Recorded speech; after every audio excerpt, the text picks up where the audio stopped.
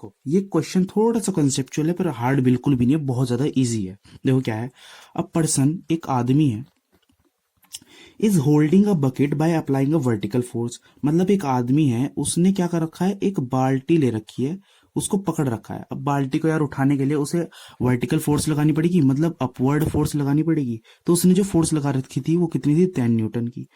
ठीक है। He moves a horizontal distance, मतलब वो हॉरिजॉन्टली मूव करा कितना, 5 मीटर, ऐसे ही बाल्टी को उठाकर। मतलब 10 न्यूटन की फोर्स ऊपर लगा रहा है और डिस्प्लेसमेंट हो रहा है आगे की तरफ।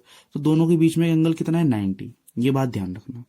अच्छा, फिर उसने क्या करा, सेकंड प्रोसेस उसने क्या करा, वो उस बाल्टी को लेकर कहाँ चढ़ा, ऊपर चढ़ गया। मान लो यहाँ पर एक लैडर लगा रखी थी इस तरीके से, ये रही, और ये बाल्टी को लेकर ऊपर चढ़ गया।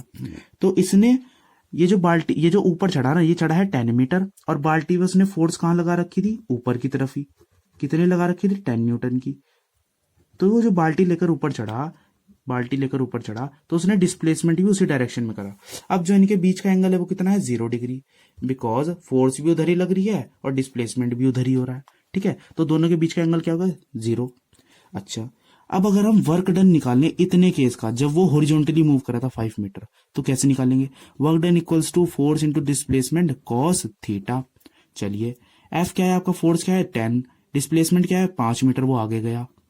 कॉस थीटा क्या होता है, देखो कॉस थीटा होता है, कॉस यहाँ पर थीटा कितना है 90, और आपको ना पेपर में अगर आप 9th क्लास के हो तो आपको कॉस 90 की वैल्यू दे के रखेंगे।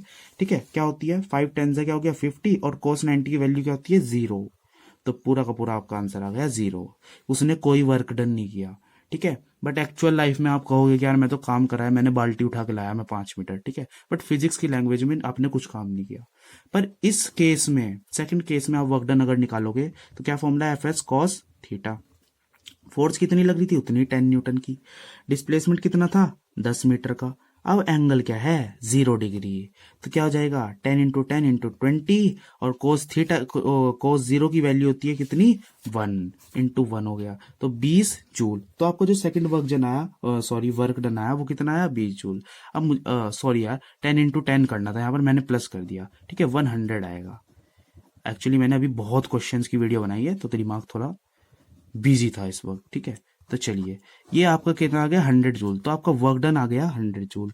अगर मैं आपसे पूछ लूँ टोटल वर्क डन उस बंदे ने कितना करा इन दोनों केसेस में, तो आप क्या करोगे, 0 + 100 जूल।